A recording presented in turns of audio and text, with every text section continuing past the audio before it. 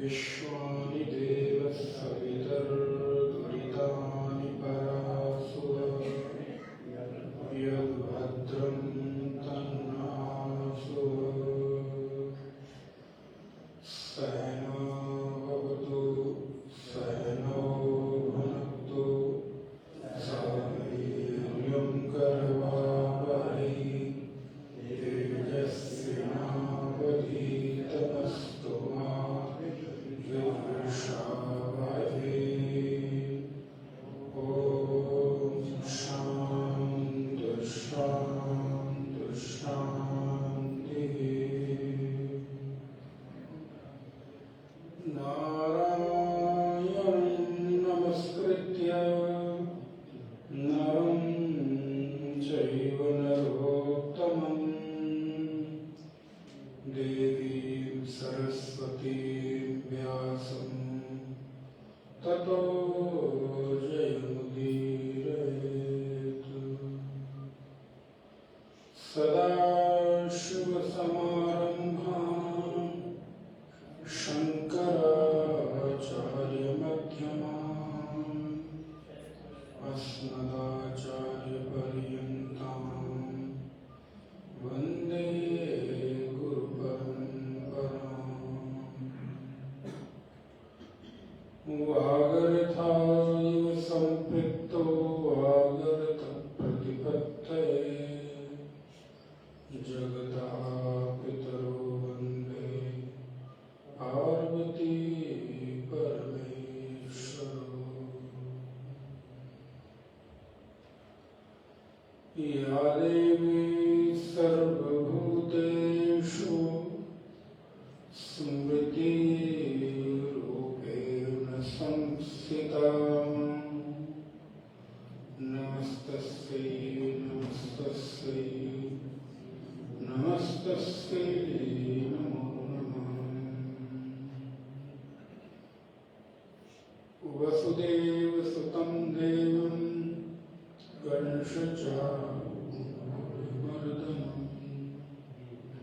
देवकी परमानन्दं कृष्णं वन्दे जगद्गुरुं। नारायण।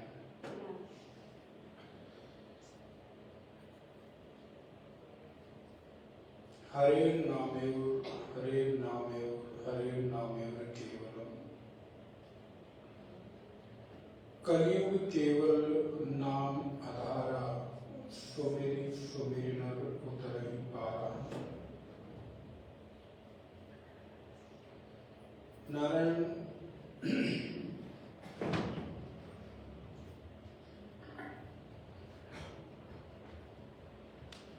इस कराल कलिकाल कलियुग में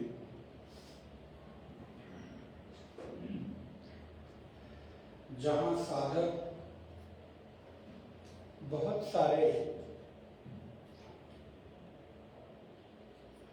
जीवन में साधन करना चाहता है, लेकिन सीमित संसाधन के कारण, सीमित शक्ति के कारण चाहते हुए भी बड़े बड़े यज्ञ अनुष्ठान जब तक व्रत उपवास नहीं कर पाता, क्योंकि उसके पास संसाधन की अल्पता है। कमी नहीं है, संसाधन अल्प है, सामर्थ्य अल्प है, शक्ति अल्प है और संकल्प की प्रबलता का अभाव। संकल्प है तो, लेकिन संकल्प कमजोर है, अर्थात दृढ़ता का अभाव, प्रबलता का अभाव। व्यक्ति के जीवन में संसाधन है तो, लेकिन वो संसाधन पूर्ण रूप से इतने प्रभावी नहीं है कि वो हमारे जीवन की उस परम सामर्थ्य को देने में अपने आप को मजबूती के साथ खड़ा हुआ अनुभव कर पाए। इसलिए इस कराल कलिकाल कलयुग में एक साधन अत्यंत सरल हमारे आचार्यों ने, ऋषियों ने बताया, वो है नाम जप।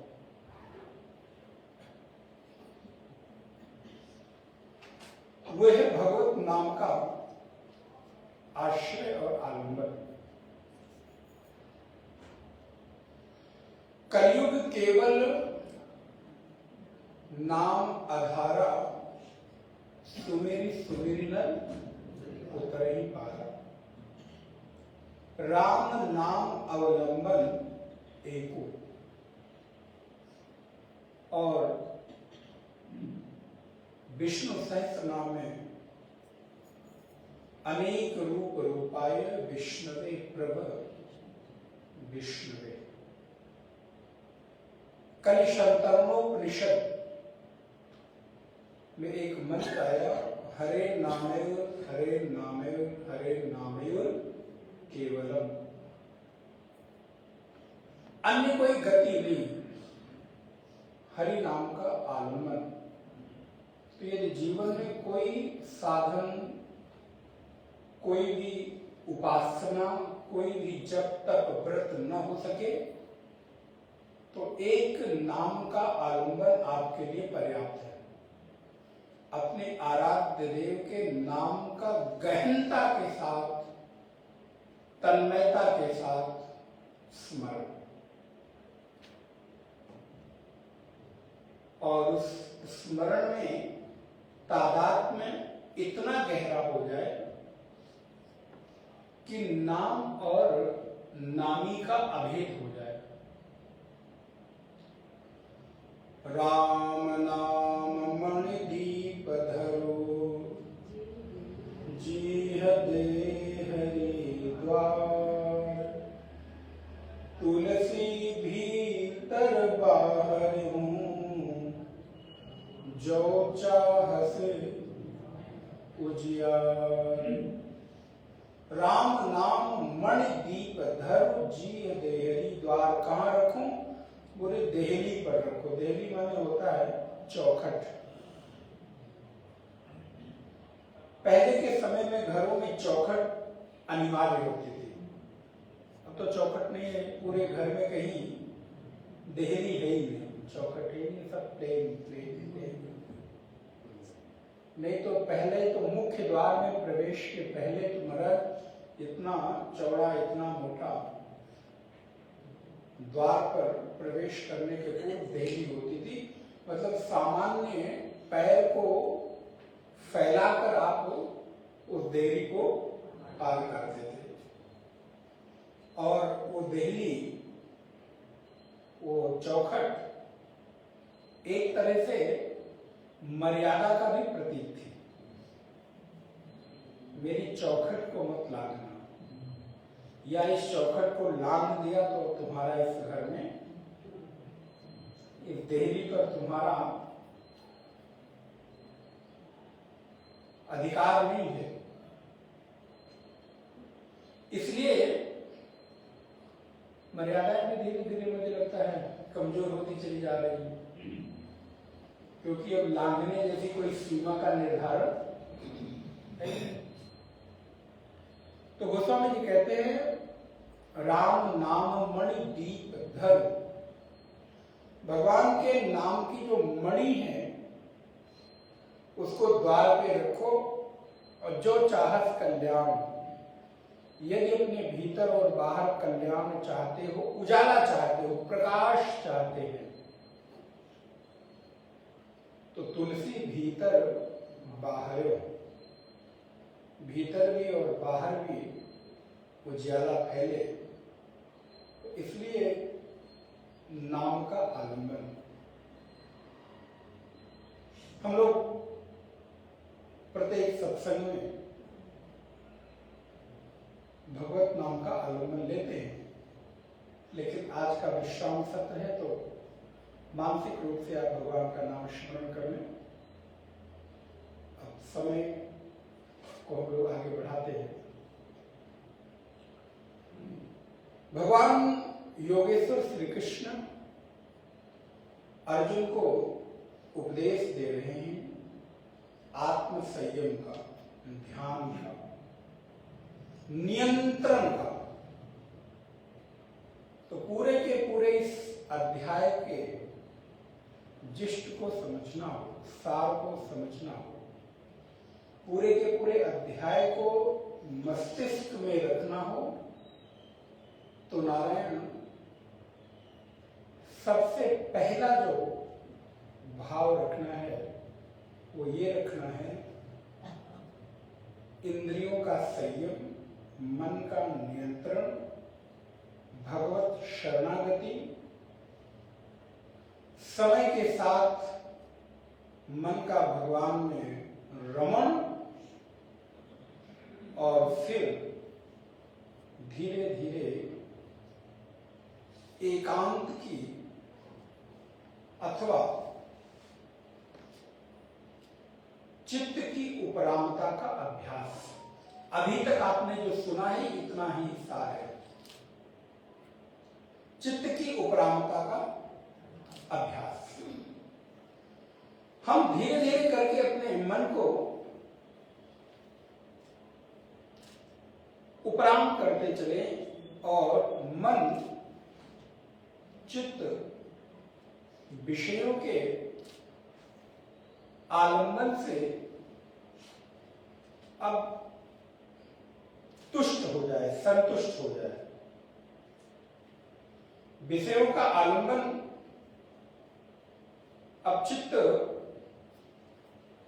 चाहता नहीं है, अर्थात ये जीवन अब परिस्थिति निरपेक्ष वातावरण को अनुभूत करने लग गया है। अभी तक जितना भी आप लोगों ने श्लोक नंबर 1 से लेकर और 30-31 श्लोकों तक विषय आपने देखे, बल्कि 32 श्लोकों तक भगवान ने अर्जुन को ये सारी बातें बताई। 32वें श्लोक में आत्मोपमेन सर्वत्र समम पश्यति यह अर्जुन सुखम वा यदि वा दुखम स योगी परमो मतः। अर्जुन, मेरे मत में परम योगी वही है जो अपने आत्म रूप को सर्वत्र उसी तरह देखता है जैसे अपने शरीर में वो आत्मा को देख रहा है। अर्थात आज अगर हम आपसे पूछें कि आप शरीर में कहां हो, वही महाराज जी कोई पूछने वाली बात है, पूरे शरीर में कहां नहीं। अर्थात हमने अपने पूरे शरीर में उस आत्मा के साथ तादात्म्य कर रखा है। ऐसा नहीं है कि आप सिर में हो और पैर में नहीं हो, हाथ में हो और पेट पे नहीं हो, कान में है, आंख में नहीं है, बोले सर्वत्र है। आत्मोपमेन सर्वत्र। मैंने अपने आप को हर जगह व्याप्त कर रखा है। शरीर का कोई भी हिस्सा, शरीर का कोई भी अंग ऐसा नहीं है जहां मैंने अपने आप को व्याप्त न अनुभव किया है, क्योंकि अगर ऐसा न होता तो शरीर का वो हिस्सा कट जाए, टूट जाए तो आपको कोई प्रभाव न पड़े। लेकिन आप अपने आप को सर्वत्र व्याप्त अनुभव करते हो। और इतना ही नहीं, जहां जहां आप अपनी आत्मा को जोड़ लेते हो उससे आपका तादात्म्य हो जाता है। अब विचार करके देखो, कहां कहां शरीर को जोड़ा है, उस आत्मा के साथ तादात्म्य किया है। इसी शहर में बहुत सारे परिवार रहते हैं, लेकिन सब परिवारों के सुख दुख आपका सुख दुख नहीं। लेकिन इसी शहर में रहते हुए किसी एक परिवार के साथ कल ही आपके बेटी अथवा बेटे के संबंध की बात चली, अभी फाइनल नहीं हुई, केवल बात चली। अब क्या होगा? समझ गए हम क्या कहना चाह रहे? अब उसका सुख दुख, हाँ, आपका सुख दुख हो गया। अब उसके घर में अगर कोई अभाव हो गया तो लगता है कि वो मेरा है, उसके घर में कोई प्रसन्नता हो गई तो लगता है मेरी प्रसन्नता है। अच्छा, अभी आज के पहले 20 साल से उसी परिवार, उसी शहर में आप रह रहे थे, लेकिन अभी तक तो उस परिवार के सुख दुख से आपका कोई लेना देना क्यों भाई? ऐसी क्या बात थी? लेकिन अब आज बोले, आज महाराज उसके घर में बिजली न आए तो हम अपना जनरेटर भी देने की पेशकश कर देते हैं। तुम्हारे घर में सिलेंडर खत्म हो गया, अच्छा चिंता मत करो, ये मेरे घर में भरा रखा है, बेटा ले जाके छोड़ के आएगा, पहुंचा के आएगा। और चाहे बेटे को रिक्वेस्ट ही क्यों न करना पड़े, लेकिन आप उसको भेजते। कारण अब वो पर नहीं रहा, अभी तक वो दूसरा था, लेकिन अब उसमें आपका आत्मभाव जुड़ गया, अपनापन जुड़ गया, और अपनापन जुड़ते ही उनके सुख से प्रभावित होने लगे, उनके दुख से प्रभावित होने लगे। कमरे के बेडरूम में सुंदर बिस्तर के ऊपर लेटकर, रजाई ओढ़कर, कॉफी का मग लेकर बड़ा वाला, बोले महाराज आज के बाद ये सब सुख याद आएगा, अभी तो रोज सुबह शाम ड्यूटी लग गई थी यहाँ आने की। स्ट्रॉन्ग कॉफी का मग लेकर, टीवी बड़ी सी पूरे दीवार में लगी है, इतनी बड़ी टीवी ऑन करके बैठे समाचार देख रहे थे और कॉफी का सिप ले रहे थे, एक सिप बड़े मजे के साथ। बीच बीच में मोबाइल भी देखते जा रहे हैं, रिप्लाई भी करते जा रहे हैं, मैसेज भी करते जा रहे हैं, टीवी भी देखते जा रहे हैं, कॉफी भी पीते जा रहे हैं। कोई आसपास पति पत्नी भाई बच्चे हैं तो उनको भी इंटरटेन करते जा रहे हैं। तब तक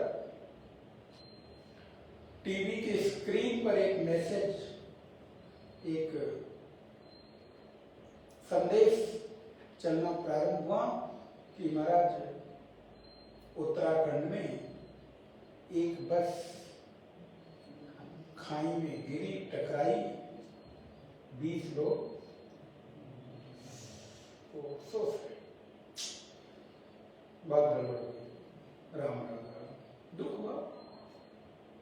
एनालिसिस शुरू हो गया, रोडें आजकल ऐसी हैं, गाड़ियां सरकारी बसें ऐसी हो गई हैं, ये ड्राइवर निश्चित रूप से लापरवाह होगा, दुनिया भर की।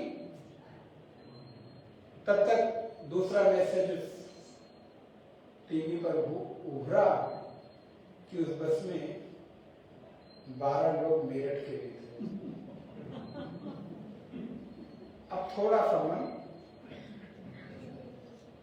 और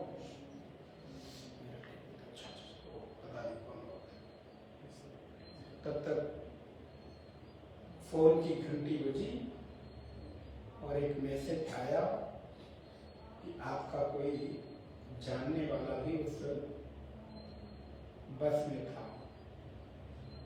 अच्छा, अब क्या हुआ?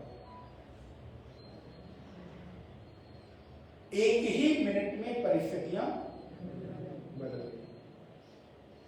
बस की पहली सूचना मिलते ही दुख हुआ, दूसरी सूचना अपने शहर की भी थोड़ा दुख हुआ, तीसरी सूचना जब फोन पर मैसेज पर मिली कि उसमें कोई दूर का आपका भी सगा संबंधी, भाई बंधु, रिश्तेदार, मित्र, अब क्या हुआ? बोले अब उस वातानुकूलित कमरे के अंदर रजाई में बैठे हुए बड़े से कप में कॉफी लेकर जो पी रहे थे, टीवी देख रहे थे, सारा मजा अब अभी तक जो सुख आपको उस कॉफी को पीने में था, अब कोई सुख, अच्छा बदला क्या? कप वही, कॉफी वही, बिस्तर वही, टीवी वही, आप वही, जगह वही, बाहर से देखने में तो सब, लेकिन अब हो सकता है कि जहां जितने तक वो कॉफी थी, अगला सिर्फ आप पिए बिना उठाकर कॉफी रख दें, फेंक दी जाए, लेकिन अब आपको उस कॉफी से कोई लगाव, कोई दुख नहीं। अब चित्त अशांत हो गया, दुखी हो गया, नींद नहीं आ रही है, क्योंकि उस बस में कोई, और वो भी दुख का प्रतिशत कम ज्यादा निर्भर करेगा कि वो अपना कितना करीबी था। ध्यान दीजिए, दूर का था कि, और दूर का था कि मोहल्ले का था कि पड़ोसी था कि रिश्तेदार था कि भाई बंधु, अपना निज परिवार का, वो प्रतिशत निर्भर करता है कि उसके साथ आपकी अपनत्व की अनुभूति क्या थी, उसके साथ संबंध क्या था,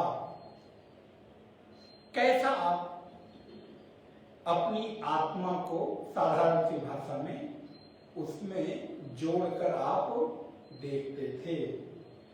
यदि तो वो अपना निजी कोई था, नितांत अपना कोई था, तब आप एक मिनट के लिए उस बिस्तर पे बैठ भी नहीं सकते। उलझन, जाने की तैयारी, साधन ढूंढने की तैयारी, जाऊं, मिलूं, पहुंचूं, जानूं, फोन से फोन आ गया। लेकिन यदि कोई दूर का है तो अच्छा चलो, मन शांत है, लेकिन अब सो जाते हैं, देर हो गई। थोड़ा और दूर का है तो अच्छा कोई बात नहीं। तो आप देखिए, जैसे जैसे आपकी आत्मीयता की गहराई कम अथवा ज्यादा हो रही है, वैसे वैसे आपके दुख का प्रतिशत भी, ये मैं आप ही की बात कर रहा हूं, किसी दूसरे की नहीं, और ये आपकी अपनी अनुभूति है। ये कोई ऐसी बहुत अनोखी बात भी हम नहीं बता रहे हैं आपको, लेकिन उस संबंध की अनुभूति के कारण आपके दुख का प्रतिशत कम और ज्यादा हो रहा है। और अगर ऐसी कोई परिस्थिति घटित हुई हो, संभव है किसी के साथ, तो आप स्मरण कर लें,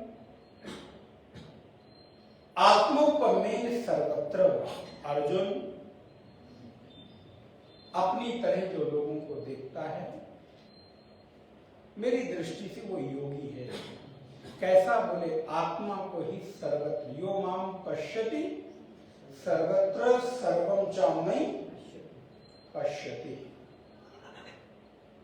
साधन अपनाता है, ध्यान करता है, ब्रह्मचर्य का पालन करता है, संयमित रहता है, नियंत्रित रहता है, ये जितने श्लोक कल हमने आपको दिखाए थे उसी के सार हैं। अर्थात जीवन अब संयमित है और नारायण मन के भीतर केवल वासनाएं शरीर को भोगने से ही नहीं होती है, मन के रमण से भी भोग भोगा जाता है। मन में आपको कई बार शरीर में सामर्थ्य नहीं होती भोग भोगने की, लेकिन मन भोग भोगता रहता है। विचार करके देखिए, शरीर शिथिल हो गया है, इंद्रियां कमजोर हो गई हैं, लेकिन मन के भीतर वासनाएं अभी भी महाराज दृढ़ता मजबूती के साथ हमको परेशान कर रही है। भगवान ने इसमें इसका उल्लेख किया है, अर्जुन ब्रह्मचर्य का पालन भी आवश्यक है। और ध्यान रखिए, ब्रह्मचर्य का पालन केवल शारीरिक नहीं है, ब्रह्मचर्य का पालन शारीरिक, मानसिक, बौद्धिक, काल्पनिक, चिंतनीय चिंता में सोचने से, रमण से, स्पर्श से, दर्शन से, ये सारी चीजें आपके भोग का, वासना के भोगने का माध्यम है। हर चीज भोग कर भोगी जाए जरूरी नहीं। मन का रमण, देख कर भोग भोगना, स्पर्श से भोग भोगना, चित्त में इस तरह की वृत्ति उठी कि कोई एक ऐसा स्पर्श हो जाए तो उससे भी हमको सुख, होना जाना कुछ नहीं, लेकिन इस तरह की विचित्र वृत्तियां व्यक्ति में पाई जाती हैं और लोग उस तरह के मौके की तलाश करते हैं। मैं बहुत अधिक विस्तार क्या करूं, ये समाज की एक व्यवस्था है। व्यवस्था तो क्या है, समाज में फैली हुई चित्त का विकार है, उससे होना जाना कुछ नहीं, लेकिन व्यक्ति अपने स्वभाव को व्यक्त कर देता है, बोलकर, एक वाक्य बोलकर उसको लगता है उसको सुख मिल गया। किसी के साथ मर्यादा का उल्लंघन करके, फ्लर्ट करके क्यों करता है, क्या मिलता है? किसी ने किसी के साथ फ्लर्ट किया, मिला क्या? किंचित मात्र का मानसिक रमण, मानसिक भोग। भगवान कहते हैं इस सबसे व्यक्ति को अपने को बचाना चाहिए। ये सब आपकी ऊर्जा का क्षरण करते हैं। इसलिए मैंने संभवतः पहले श्लोक की व्याख्या में अग्नि के त्याग में संकेत दिया था, योषाग्नि, अर्थात मानवीय जीवन में एक दूसरे के प्रति गृहस्थ जीवन में रहते हुए जिस वासना रूपी अग्नि की ज्वाला चित्त में हमेशा उठती रहती है, उस अग्नि का भी त्याग होना ही संन्यास की ओर बढ़ने वाला एक कदम माना गया है। कि धीरे धीरे अब वासना की अग्नि से मैं उपराम हो गया, कामना की अग्नि चित्त से क्षय हो गई, चित्त में अब कामना वासना की अग्नि उठती नहीं, और उठती भी है तो संयमित रूप से उसके भोग का भोगना। मना नहीं कर रहे, ठीक है, अगर हमारे चित्त में अभी इतनी मजबूती नहीं आई, लेकिन फिर संयम के साथ उसका उपयोग किया जाए, उसका भोग किया जाए। यहां दीर्घ चर्चा भगवान करते हैं।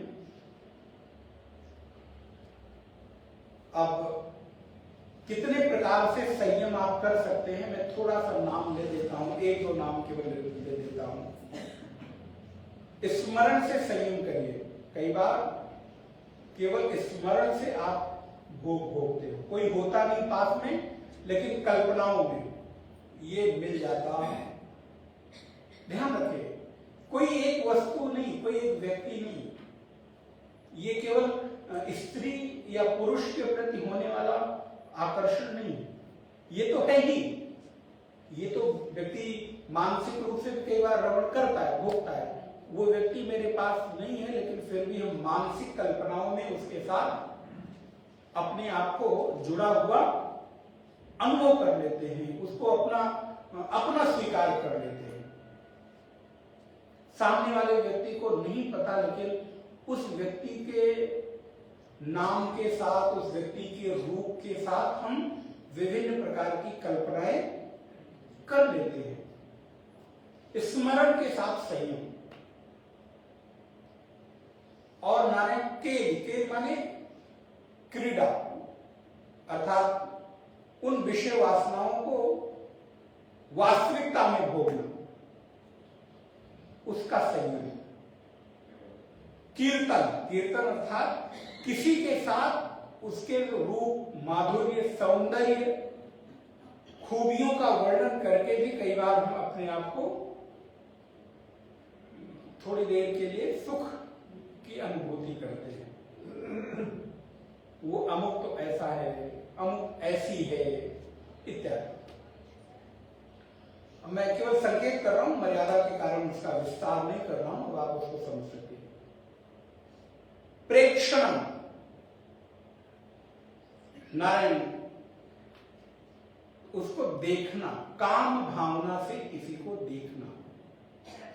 देखना भी भोग है। कई बार वस्तु मिलती नहीं, लेकिन वो, और योग सूत्र में तो इतना कहते हैं, किसी की सुंदर वस्तु को देखकर मन के भीतर इस भाव का आ जाना कि ये काश मेरी होती, मेरे पास होता, ये भी पता चोरी है, ये भी चित्त का विकार है, दोष है। अब आप सोचिए, हमारी इतनी कमजोरी है और हम कहते हैं कि 20 साल हो गया साधन करते करते भगवान दर्शन। शब्द की अनिवार्यता ये है, और मैं उसके आसपास भी भटकता टिकता अनुभव नहीं करता। सुबह ही जैसे मैंने कहा, किसी को IAS, PCS, डॉक्टर, इंजीनियर बनना है तो तद अनुरूप अर्हता तो अनिवार्य है ना। आपको MBBS में एडमिशन चाहिए तो तद अनुरूप परसेंटेज तो होने ही चाहिए ना। अब आप ग्रेस मार्क से पास हुए हैं और आपको टॉप क्लास की यूनिवर्सिटी की तलाश होगी तो कैसे पूरी? फिर आप कहेंगे तो सब सिस्टम भ्रष्ट है, ये कुछ होता जाता नहीं। ठीक है, कह सकते हो, लेकिन उसी यूनिवर्सिटी में लोगों ने एडमिशन लिया और वहां से टॉप करके आगे बड़े बड़े पदों पर पहुंचे, लेकिन तुम नहीं पहुंच पाए तो सिस्टम भ्रष्ट है, तो कह सकते हो, क्योंकि आपको अपनी कमी का एहसास नहीं है, उधर दृष्टि नहीं है। गुह्य भाषणम, किसी के प्रति रहस्यात्मक, व्यंग्यात्मक, संकेतात्मक बातों का करना भी रमण है। कभी कभी आप ऐसी संकेतात्मक बातें करते हैं, आप तो उन बातों से रस ले रहे होते हैं, लेकिन सामने वाला समझ पा रहे होंगे। आपने ऐसे वाक्य का प्रयोग किया कि आप तो उस वाक्य को प्रयोग करके आप समझ रहे हैं कि आप किस भाव में बोल रहे हैं। आपने उस वाक्य के द्वारा रस का अनुभव किया, रमण का अनुभव किया, लेकिन सामने वाले को शायद नहीं समझ में आई। बोले ये भी एक ब्रह्मचर्य का हिस्सा है, इस पर भी संयम होना चाहिए। ब्रह्मचर्य केवल स्त्री पुरुष के होने वाले परस्पर संबंध के भोग को नहीं कहते। आपकी सम्यक जीवन दिनचर्या ब्रह्म के इर्द गिर्द घूमे, उसका नाम उठने से लेकर सोने के पर्यंत तक आपकी पूरी दिनचर्या का हिस्सा उस ब्रह्म परमात्मा के इर्द गिर्द उसके अनुसार होने वाली दिनचर्या का नाम, ये तो बड़ा स्थूल है कि चलो आपने संकल्प ले लिया और अब हम आपके साथ हमारा संबंध नहीं रहा, ठीक है, अच्छी बात है, आप करना चाहें करें, लेकिन लेकिन लेकिन यहीं तक सीमित हो जाना, इसके अतिरिक्त सब हो रहा है और उसके लिए हमने एक संकल्प ले ली, कसम खा ली, नहीं, पूरी तरह से आपको संयमित संकल्प, ये इतनी चीजें मैंने बताई आपको। संकल्प के द्वारा भोग, क्रिया के द्वारा भोग, और नारायण अंतिम स्थिति आती है मैथुन के द्वारा भोग, अर्थात जो जिसके द्वारा इस सृष्टि का सृजन होता है। ये 8 प्रकार की जो स्थिति है उस सबसे अपने आप को बचाने की कोशिश करना, संयमित करना। और नारायण अर्जुन कहते हैं,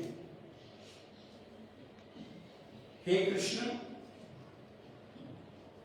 श्लोक नंबर आप 33 देखिए और 8 करिए।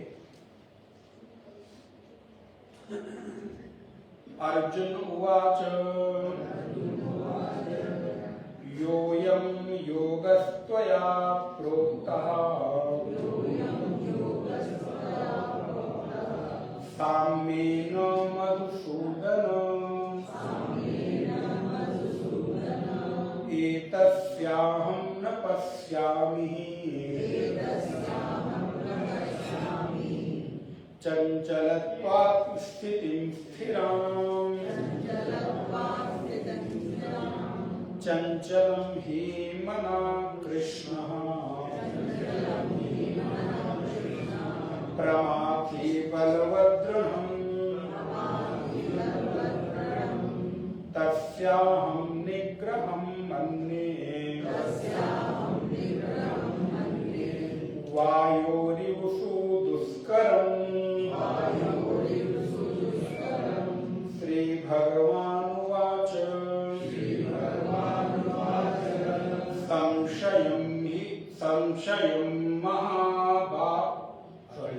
असंशयं महाबाहो मनो दुर्निग्रहं चलम् अभ्यासेन तु कौन्तेय वैराग्येण च गृह्यते असंयतात्मना योगो दुष्प्राप्य इति मे मतिः वश्यात्मना तु यतता शक्यो वाप्तुमुपायतः।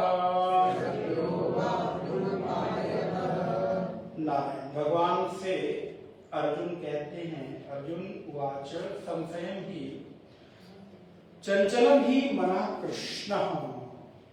राम राम, अर्जुन ही थोड़ा कह रहे हो महाराज, मैं भी कह रहा हूं, ये मन ये मन बड़ा चंचल है, कैसे तेरा भजन करूं, जितना इसे समझाऊं, जितना इसे समझाऊं, उतना ही मचल जाए। राधे तेरे चरणों की, श्यामा तेरे चरणों की, गर धूल जो मिल जाए,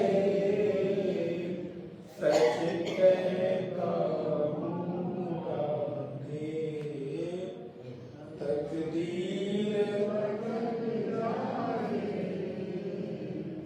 राधे तेरे। यही तो कहते हैं कि मन बड़ा चंचल है, कैसे तेरा भजन करूं। और इतना नहीं, जितना इसे समझाऊं उतना ही दूर चला जाए, उतना ही हमारी पकड़ में आता नहीं। क्या करूं? अर्जुन भगवान के सामने विवश है। अर्जुन कहते हैं, प्रभु योयम योगस्त्वया प्रोक्ता साम्येन मधुसूदन। हे मधुसूदन, आपने जो कुछ भी बताया वो सब कुछ मैंने सुन लिया, और सुनने के बाद एतस्याहं न पश्यामि, मैं ऐसा देखता नहीं, पाता नहीं, अपने में उस योग्यता का अभाव पाता हूं। मैं उस परम स्थिति में बैठ जाऊं, पहुंच जाऊं, जो अभी अभी आपने कहा था कि योगी युंजीत सततम आत्मानम रहस्य स्थितः, वहां मैं अपने आप को पाता नहीं हूं। इंजन एवं सदात्मान, मैं वहां अपने आप को नहीं पाता।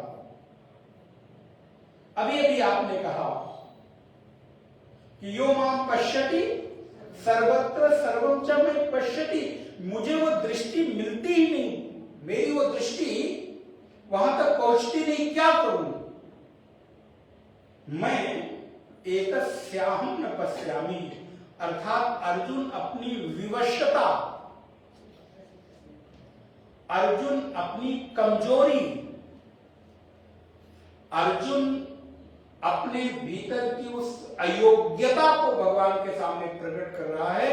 और ध्यान रखना नारायण, आज अर्जुन को मौका है, भगवान के सामने प्रकट न करे तो कहां करे, और ये मौके बार बार आते नहीं, मिलते नहीं। इसलिए अर्जुन ने अपने जीवन की सारी कमियां स्वीकार कर ली है, और अपनी कमी स्वीकार कर लेना उस कमी को दूर करने का पहला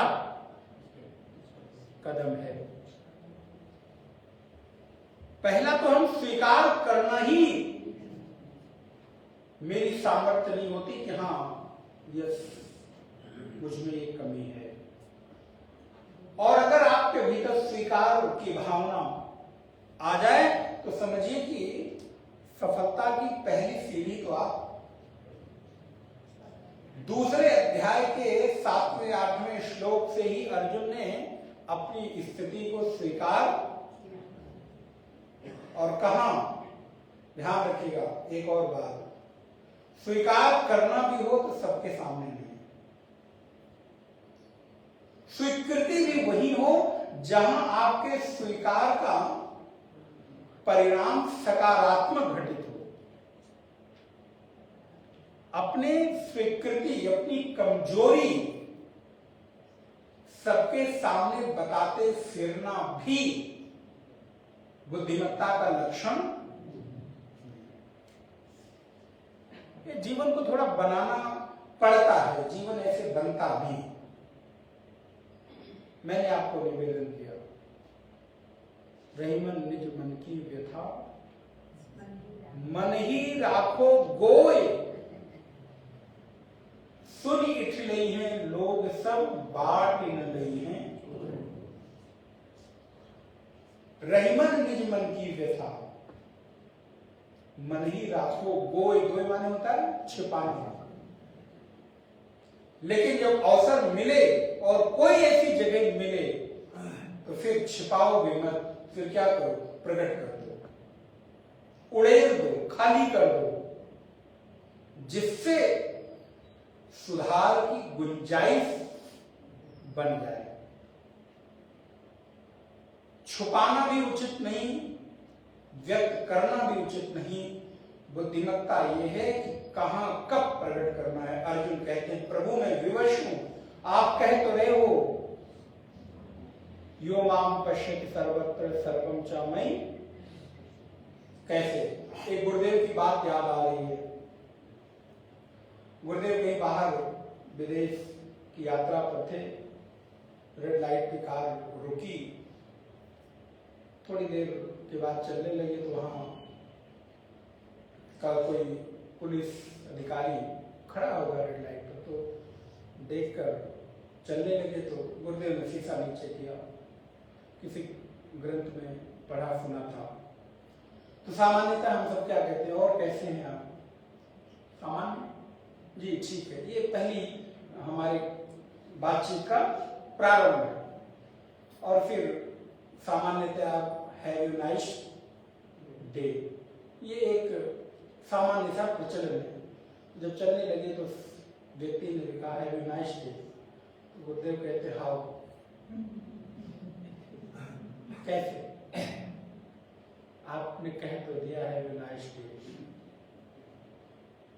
आप कह तो देते हैं ओके गुड नाइट स्वीट, लेकिन उस ड्रीम्स में स्वीटनेस कैसे आए? किसकी याद हमारे ड्रीम को स्वीट बनाएगी? ये कैसे होगा? इसकी प्रक्रिया कैसे? अर्जुन यही तो कहता है प्रभु आप कह तो रहे हो, लेकिन कैसे? आपको कह तो रहे हो कि सबको मुझ में सबको देखो, लेकिन मैं देखूं तो भला कैसे देखूं? मैं स्थिति को प्राप्त कैसे करूं? हे मधुसूदन, आपके द्वारा समत्व का जो उपदेश दिया गया है उसमें मैं अपने आप को फिट अनुभव नहीं करता। मैं अपने आप को वहां अधिकारी अनुभव नहीं करता। क्यों? क्योंकि मुझे मालूम है मेरी योग्यता, मेरा मन बहुत चंचल है। चंचल ही मना कृष्णा। और इतना ही नहीं, प्रमाथि बलवद्रहम। ध्यान रखना, नारायण स्वीकृति बढ़ती चली जाए।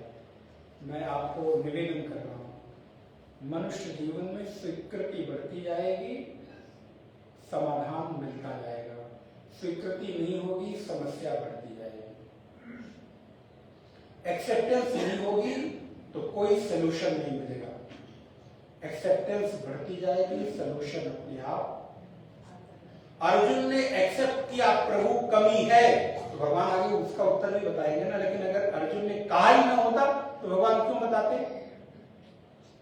अर्जुन सबको मुझ में सबको देखो, जी जी जी भगवान जी, ठीक है ठीक है। लेकिन जब अर्जुन कह रहे प्रभु हम नहीं देख पा रहे, क्या करें, उपाय बताओ।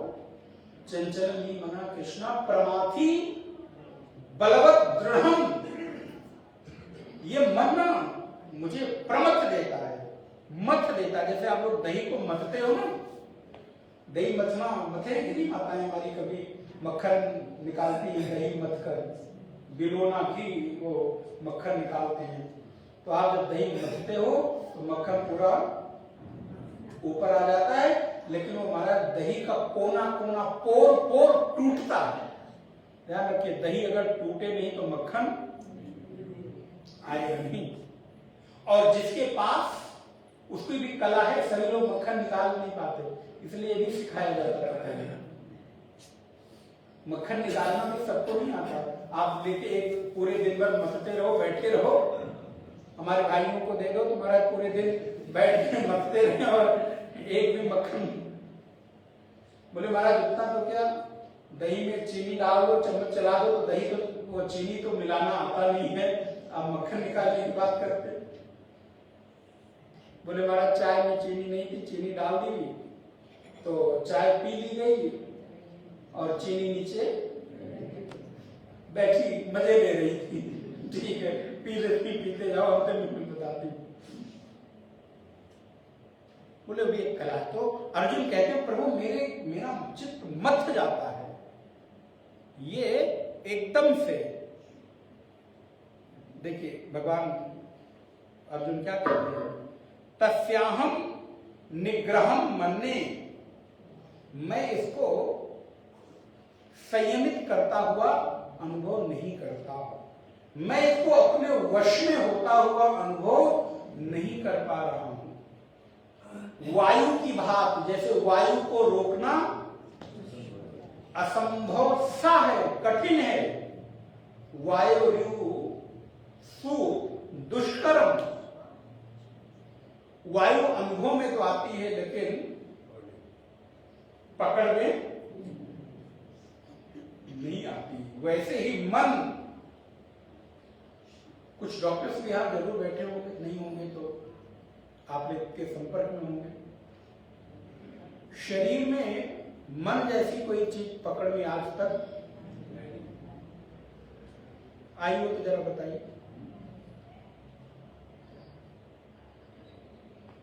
आई होती तो मन की भी चीरफाड़, लेकिन हाँ, अदृश्य होता हुआ मन गुरु के चरणों में बैठकर अपने आप को स्थिर और साधना के द्वारा संयमित करता हुआ अनुभव में, बड़े से बड़े डॉक्टर नहीं पकड़ सकते। मन पर बहुत असर चल रही है, पकड़ में नहीं आया। मस्तिष्क को मन नहीं कहते। मन नामक वस्तु, मन नामक चीज को पकड़ में आई नहीं अभी तक, लेकिन है तो जरूर। लेकिन भगवान कृष्ण के सामने अर्जुन विवश होकर कहता है, वायु की तरह ना इसको पकड़ पाना संभव नहीं है। भगवान कहते हैं, अर्जुन तुम बिल्कुल ठीक कह रहे हो, ध्यान रखिए, कोई व्यक्ति आपके सामने समस्या लेकर आए, तुरंत उसको डिनाई मत करो। देखा हमारी आदत क्या है, सुनते नहीं और आधी बात से ही उसको, सुनाने वाला जो व्यक्ति है वो फिर आपके सामने अपने आप को खाली। इसलिए सबसे पहले सुनना सीखो। कोई कह रहा है तो कम से कम इतना तो समय दो, इतना तो पेशेंस रखो कि उसको एक बार खाली तो होने दो। अर्जुन भगवान के सामने बोल रहा है, 2-3 श्लोक बोल गया, भगवान एक बार भी टोकते नहीं।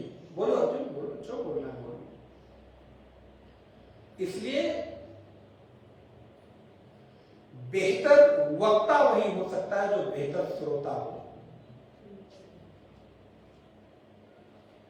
सुनने की सामर्थ्य नहीं है तो आप किसी का समाधान नहीं कर सकते। पहले अपने भीतर उस सामर्थ्य को पैदा करिए। और आपके सामने कोई व्यक्ति सुनाने के लिए आया है तो कुछ आप में उसने अनुभव किया होगा और कुछ अपेक्षाएं लेकर आया होगा। किसी की अपेक्षा को तोड़ देना अपराध है, पाप है। इस संसार का सबसे बड़ा पाप है जैसे किसी व्यक्ति की श्रद्धा को चोट पहुंचा देना, किसी के भरोसे को तोड़ देना, किसी का थोड़ा पैसा ले लो, ना लो तो चलो ठीक है, सहन कर लेगा, लेकिन किस भरोसे से लेकर आपने नहीं दिया है वो महत्वपूर्ण है। बहुत पैसा बहुत मायने नहीं रखता, ध्यान रखिएगा। मैटर व्यक्ति क्या कहता है, उन्होंने कह दिया होता तो हम क्या फर्क पड़ता है, हम ना लेते, लेकिन इन्होंने जिस तरह से चीटिंग करके मुझसे लिया उसने मुझे चोट पहुंचाई। पैसा गया उसका दुख व्यक्ति को उतना नहीं होता, होता है, मेहनत की कमाई है, मैं मानता हूं, लेकिन उस पैसे से ज्यादा दुख व्यक्ति को किससे होता है, उसके व्यवहार से, उसके भरोसे से, जो उसने आप पर भरोसा किया था और आपने उस भरोसे को तोड़ा। तो व्यक्ति कहता है इनको ऐसा तो कम से कम नहीं करना चाहिए। लेना था तो ले लेते, बता के ले लेते, मांग के ले लेते, इनको चीटिंग करने की जरूरत। इसलिए दुनिया का बहुत बड़ा पाप है किसी के भरोसे को, और वो भी किसी को भरोसा दिलाकर भरोसा तोड़ना। जन्मों जन्मों तक साथ चलने की बातें करके, वादे करके, और बीच में भरोसे को तोड़ देना नितांत अपने स्वार्थ के लिए, समझ नहीं आता, लेकिन परिस्थितियां फिर आपको एक दिन, आज नहीं तो कल समझाएंगे, जरूर समझाएंगे, लेकिन तब तक आपके हाथ से समय जा चुका होता है। अब पछताए होत क्या जब। इसलिए नारायण भगवान के सामने अर्जुन अपने मन की स्थिति को स्वीकार करता है कि प्रभु ये मन मचता है, परेशान करता है, और एक बात आपको निवेदन कर दूं, एक समय आता है जिस समय व्यक्ति के लिए पैसा मायने नहीं रखता। एक समय आता है व्यक्ति के लिए प्रॉपर्टी मायने नहीं रखती। एक समय आता है कि अब व्यक्ति को भोग साधन संसाधन मायने नहीं रखता, उसके लिए एक चीज मायने रखती है, वो है मन की शांति। और हम कहते हैं थोड़ा कम मिले लेकिन शांति रहे, थोड़ा कम खा लेंगे, एक रोटी कम खाएंगे, ये आपके अनुभव में आप लोगों की बातें हैं, एक रोटी कम खाएंगे, लेकिन बड़ा जब अशांति नहीं चाहिए, शांति ठीक है, कुछ कम भी रहेगा तो भी हम चला लेंगे। क्यों भाई, पैसा तो बहुत चाहते थे ना, पैसा आ गया, बोले मैंने सब कुछ खो के अभी कमाया है ना, इसकी कोई बहुत वैल्यू। एक समय आता है कि ये रियलाइज होता है। अर्जुन को किस चीज की कमी है, क्या नहीं है अर्जुन के पास, लेकिन आज अर्जुन भगवान के सामने विवश है, प्रभु ये मन अशांत है, ये मन चंचल है, ये मन उस दिशा की ओर नहीं बढ़ रहा है जिधर आप इसको ले जाना चाहते हो। इसलिए अब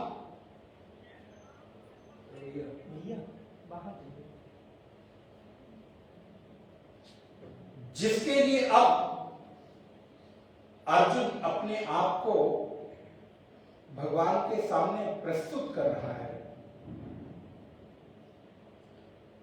स्वीकार कर रहा है, चंचल की बना कृष्ण। भगवान कहते हैं ठीक, तो मैं आपको निवेदन कर रहा था, सुनना सीखिए। कुछ समस्याएं सुनने भर से सुलझ जाती हैं। मैं दोबारा रिपीट कर रहा हूं, जीवन की बहुत सारी समस्याएं इतनी बड़ी समस्या नहीं होती, केवल सुनना ही एकमात्र उसका समाधान होता है, लेकिन हमारे पास इतना भी समय नहीं होता कि हम उसको सुन सके। इसलिए भगवान अर्जुन को सुनते हैं। सुनाओ अर्जुन, बताओ क्या बात है, क्या कहना है, बड़े प्यार से। अर्जुन कहता है प्रभु मैं विवश हूं और आपको निवेदन करूं, जरा जो भी आप है ना वो बन के मत सुनिए। अभी जरा अर्जुन की स्थिति में आकर और इस प्रश्न को दोहराइए। अर्जुन की परिस्थिति को आप जरा अनुमान करिए। अर्जुन की मन स्थिति क्या है? चारों तरफ शत्रु, चारों तरफ जीतने और हारने की प्रतिद्वंद्विता, चारों तरफ मारने काटने की ध्वनि, पूरा का पूरा आकाश मंडल युद्ध की ध्वनि से गुंजायमान हो रहा है। और एक तरफ अर्जुन किस मना स्थिति में होगा? एक तरफ पूरा घर परिवार अपने ही किसी उत्सव में मग्न है, लेकिन उसी घर परिवार में एक व्यक्ति ऐसा है जो अपनी उलझनों में उलझा हुआ। जरा उस दृष्टि पे एक बार विचार करो। तुमुलो व्यरुणादयन, पहला अध्याय। पांचजन्यम ऋषिकेशम देवदत्तम धनंजय पौंड्रम दद्मो महाशंखम भीम कर्मा मृगोदर अनंत व्ययम राजा कुंती पुत्रो युधिष्ठिर नकुला सादेवश सुघोष मणिपुष्पकौ इत्यादि। चारों तरफ वीरों ने अपनी अपने शंखों का नाद कर दिया है। पूरा आकाश मंडल युद्ध की वीर भूमि विभिन्न प्रकार के वाद्य यंत्रों से गुंजायमान है। और आज अर्जुन कितना विवश अनुभव कर रहा है खुद को। प्रभु अब ये सब ना कुछ जम नहीं रहा है, अच्छा नहीं लग रहा है। मैं सर्वत्र आपको देखना चाहता हूं, लेकिन ये मन, इसमें मेरी कोई रुचि नहीं रह गई है। इस संपत्ति में कोई रुचि नहीं है, प्रॉपर्टी में कोई रुचि नहीं है, इस पद प्रतिष्ठा में कोई रुचि नहीं रह गई है।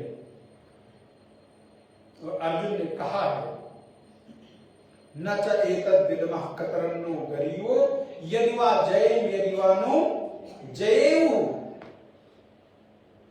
मैं भिक्षा मांगकर जीवन यापन कर लूं, लेकिन इस परिस्थिति में उलझना,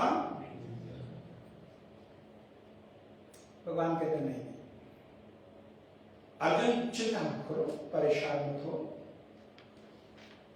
असंशयम श्री भगवान वाच श्लोक नंबर 35।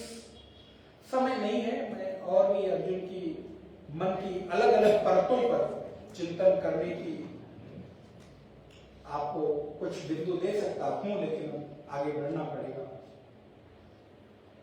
भगवान कहते हैं अर्जुन असंशयम ही महाबाहो मनो दुर्निग्रहम चरम। ध्यान रखिएगा उत्तर। यदि आप समाज में कोई आदर्श हैं और समाज में किसी लोगों का प्रतिनिधित्व करते हैं, समाज के कुछ लोग आपके पग चिन्हों पर चलते हैं, समाज आपसे प्रेरित होता है, तो भगवान के इस उत्तर को ध्यान दीजिएगा। किसी के प्रश्न को सुनकर उसको तुरंत डिनाई मत करिए।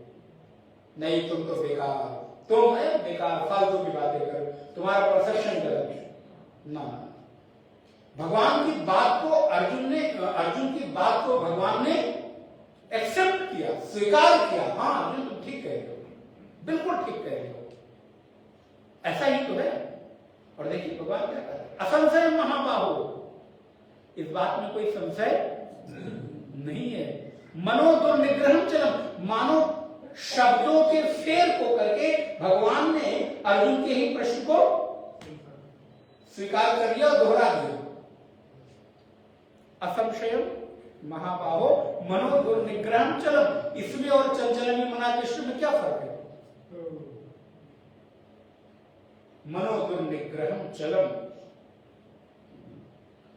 अर्जुन महाबाहो धनंजय, मैं तुम्हारी बात को स्वीकार करता हूं, इसमें कोई संदेह नहीं कि ये मन बहुत चंचल है, दुर्निग्रह है। इसको संभालना, संयमित करना, नियंत्रित करना आसान नहीं है। लेकिन हां, अब देखिए उत्तर देने की रीति देखिए। भगवान ने इतना कह दिया, अब क्या हुआ?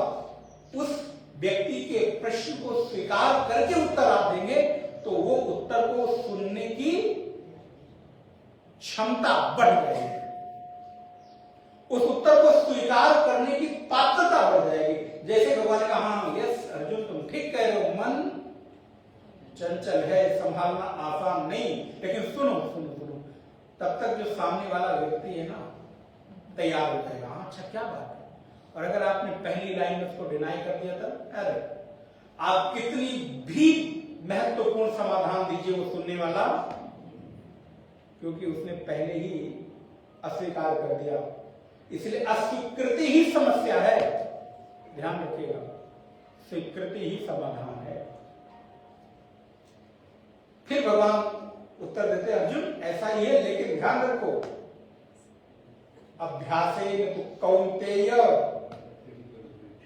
पहला समाधान अभ्यास, कंटिन्यूटी, निरंतरता, किसी कार्य को करने में आपका समर्पण, और दूसरा है वैराग्य, डिटैचमेंट, अनासक्ति। प्रेम करो लेकिन वैराग्य पूर्वक प्रेम करो, भोग करो लेकिन त्याग पूर्वक भोग करो। श्रुति क्या कहती है इस ईसावास्य उपनिषद में?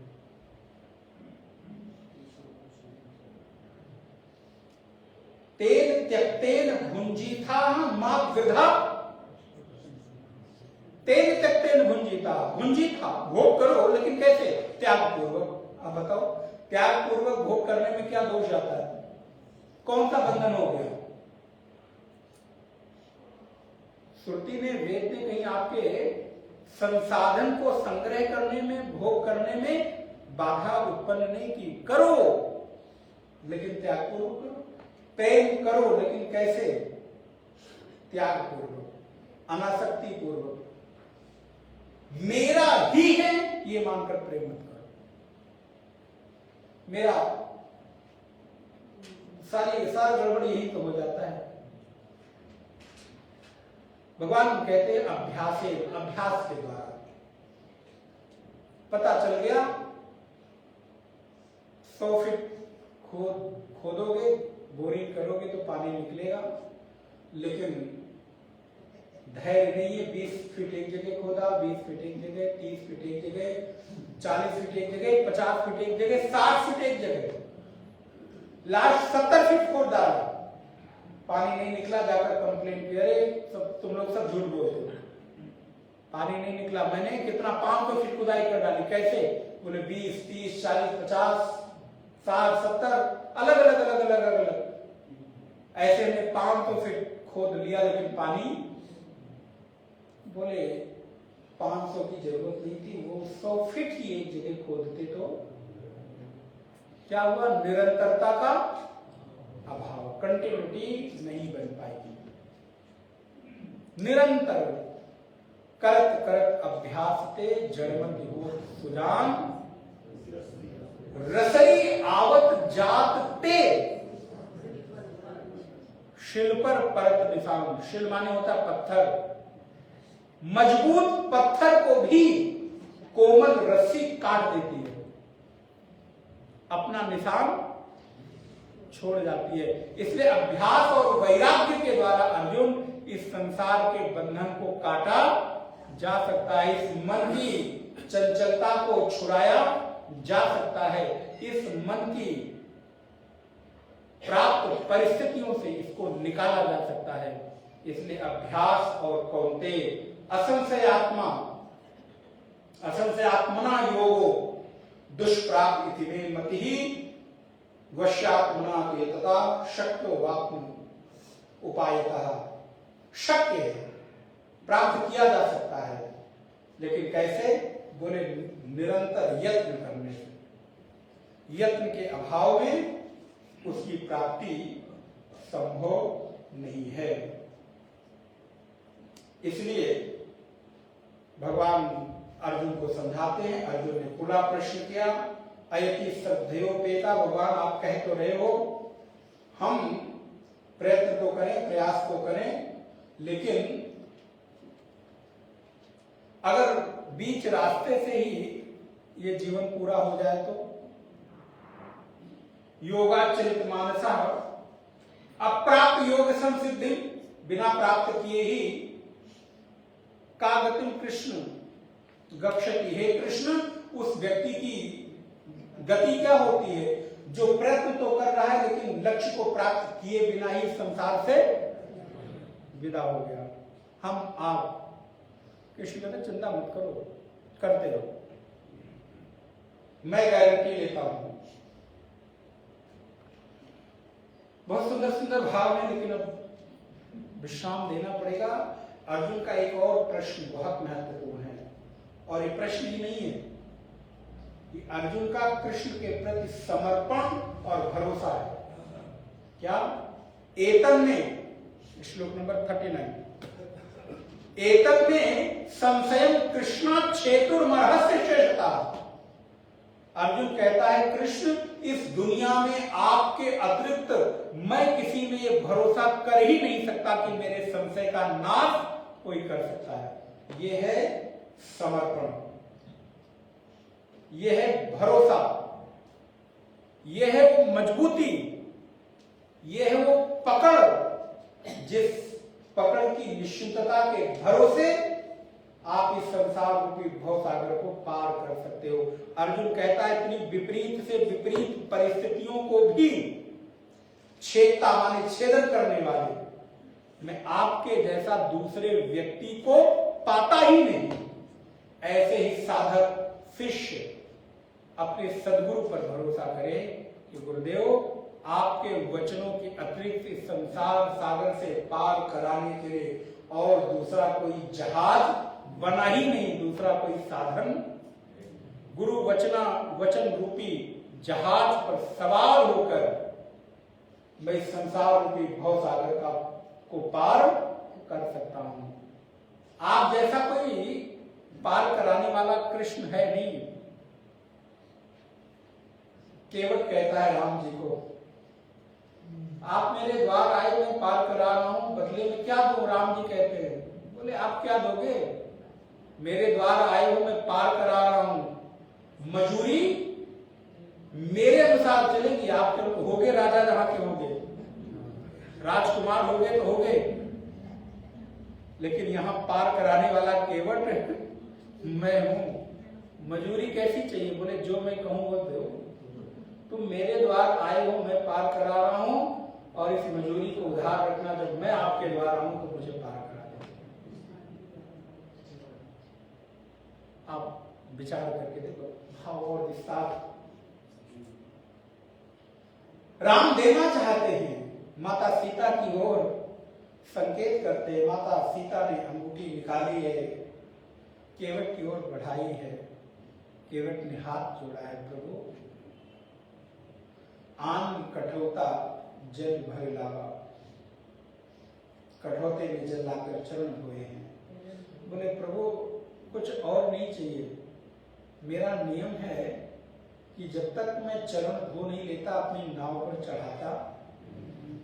मैंने सुना है इस चरण के रज में ये प्रताप है जो पत्थर को भी नारी बना देता है। तो ये तो मेरी लकड़ी की नौका है। पता चला आपने चरण रखा, एक नारी और खड़ी हो गई, एक तो पहले से है घर में। क्या उपाय क्या है? बोले रुको रुको बताता हूं, स्थिर रहो, धीरे इतनी जल्दबाजी नहीं, केवट ने थोड़ी डांट लगाई होगी, रुको रुको। और आप बहुत बड़े भारी होते हैं, लेकिन देखिए स्टेशन पे जाइए, कुली डांट देता है, बड़ा धीरे धीरे चलिए, ले चल रहा हूं ना, हम कहीं भागे जा रहे हैं, बोल देता है। टैक्सी वाला बोल देता, बैठिए हम ले चल रहे हैं, होंगे आप जहां के जहां महाराज होंगे। केवट भी कहता रुको, ठहरो जरा, कठौता में पानी भर लाया, चरण धोने जा रहा है, एक चरण धो के रखा, भगवान ने उसको जमीन में रख दिया, फिर तरेरा। राम ने कहा क्यों? बोले अभी चरण धो के जो रज हमने साफ किया, गीले पैर जमीन में रख दिए, तो जो कम चरण रज लगी थी और अधिक लग गई, इतना भी दिमाग नहीं। राम ने कहा बड़ा अटपटा है, गीले चरण बालू में रख दिए और लग गई। बोले फिर क्या करें? बोले चरण जल से बाहर लगे, ऊपर लेके खड़े हो। भगवान ने चरण लड़खड़ाने लगे। बोले अच्छा रुको, बताओ उपाय बता दो, क्या करो? बोले अपने हाथ मेरे सिर पर रखकर सहारा ले लो। एक चरण कठौते में है, दूसरा चरण कठौते के बाहर खड़ा है, और राम जी लड़खड़ा रहे। आज केवट नहीं संभाला है। केवट कहता मेरे सिर पर हाथ रख लो, और बोले दूसरा पैर मिट्टी में लग जाए तो क्या करें? बोले जरा थोड़ा पैर आगे बढ़ाओ, इस पैर को मेरी गोदी में रख लो, गिरोगे नहीं, मिट्टी भी नहीं लगेगी। अब आप उस दृश्य की कल्पना करिए, केवट बैठा चरण धो रहा है, एक चरण भगवान के उसकी गोद में, दूसरा चरण कठौते में, और उसका हाथ भगवान के चरणों को पकड़ा है, और भगवान के हाथ केवट के सिर के ऊपर है। क्या अद्भुत दृश्य होगा। और भगवान ने सुंदर लीला की, केवट ने पार किया। केवट ने कहा इस बार आप मेरे द्वार आए, मैं पार उतार रहा हूं। जब मैं आपके द्वार आऊं ना, आप मुझे पार उतार देना, बस बात करा देना। अर्जुन भगवान से प्रार्थना करता है, प्रभु कहते हैं अर्जुन का भरोसा आपके अतिरिक्त और कोई दूसरा है नहीं जो मेरे को पार कर दे। नारायण भगवान ने उत्तर देना प्रारंभ किया। श्लोक नंबर 40 देखिए, पाठ करिए। पार्थ नैवेह नामुत्र विनाशस्तस्य विद्यते नहि कल्याणकृत् कश्चित् दुर्गतिं तात गच्छति प्राप्य पुण्यकृतां लोकान् उषित्वा शाश्वती समाः शुचीनां श्रीमतां गेहे योगभ्रष्टोऽभिजायते। श्लोक नंबर 44। पूर्वाभ्यासेन तेनैव ह्रियते ह्यवशोऽपि सः जिज्ञासोरवियोगस्य शब्द ब्रह्माति वर्तते। श्लोक नंबर 47। योगिनामपि सर्वेषां मद्गतेनान्तरात्मनः श्रद्धावान् भजते यो मां सामे युक्ततमो मतः। ओम तत्सदिति